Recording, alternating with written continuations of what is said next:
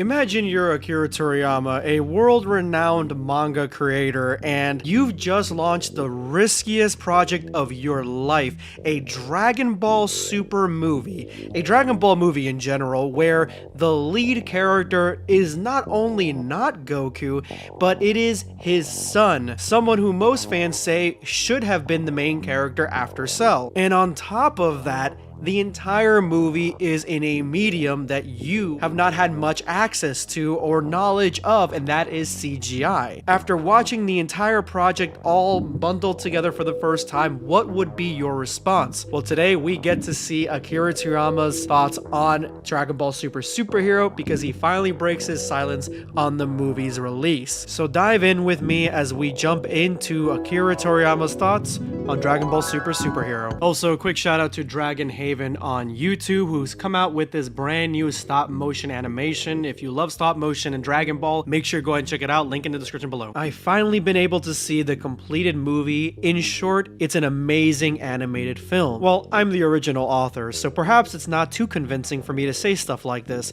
but even so, I got carried away watching it. I may be an old man, but I got really excited. Now, it does make sense, he is the creator, for him to be hyping it up like this, but honestly, in the very beginning, he sounds genuinely excited for this movie and hyped up for what he's just watched, which to me is a much better Akira Toriyama than, you know, being burnt out from your own series and ending it and letting GT exist the way that it did. Prior to this, the stories have taken place out in space or other large-scale settings like that, so this time I wanted to bring things back to their roots and set the story in only a small area of Earth. What's more, the enemy is the Red Ribbon Army, who didn't make much of a splash back during the manga's original serialization, and to top it off, Goku and Vegeta are in the leads. While I tried to make it an interesting story, I was worried the whole time that it might be a bit plain. That's when director Kodama and the outstanding anime staff came along. So the Dragon Ball Room seems to have had a role in controlling the focus and outlook of this movie. I think if Toriyama was left to his own devices, it would have gone in a completely different direction than this,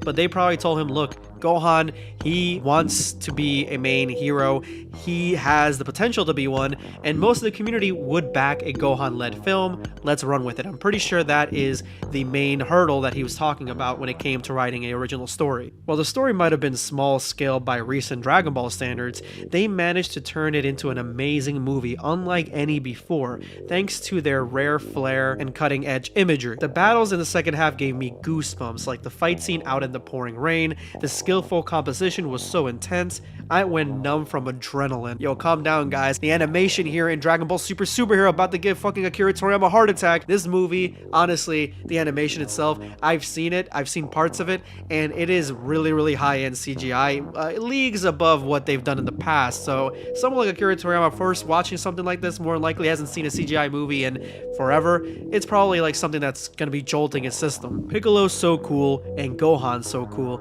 and Gamma 1 and Gamma 2, everyone's just so cool. I don't usually get too excited about my own works, but I ended up thinking thoughts like this before I knew what hit me. It's the first time that's ever happened to me. It seems, if we get any positivity from this at all, that Akira Toriyama has gotten a huge influx of inspiration from Dragon Ball Super Superhero and maybe telling a story not only with other characters than Goku or Vegeta, but also in different mediums and in the future. That moment I realized that all the trouble I went through hashing things out with my editor was worth it, which I think he's talking about like early on in Dragon Ball where he was getting like burnt out. I may be getting it wrong, but I'm pretty sure he's talking about the past. This is all thanks to director Kodama and the anime staff who worked far harder than I did, and also the many staff members and voice actors who supported them, as well as my editor Shueisha, who played a major role in making this the best movie possible. I have nothing but gratitude towards them all. I am truly satisfied. If anyone out there is hesitating and thinking Dragon Ball, huh?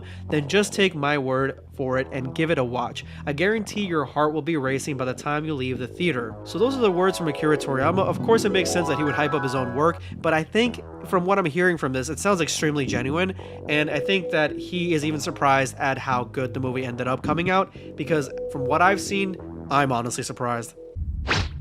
Subscribe for more content. Or perish.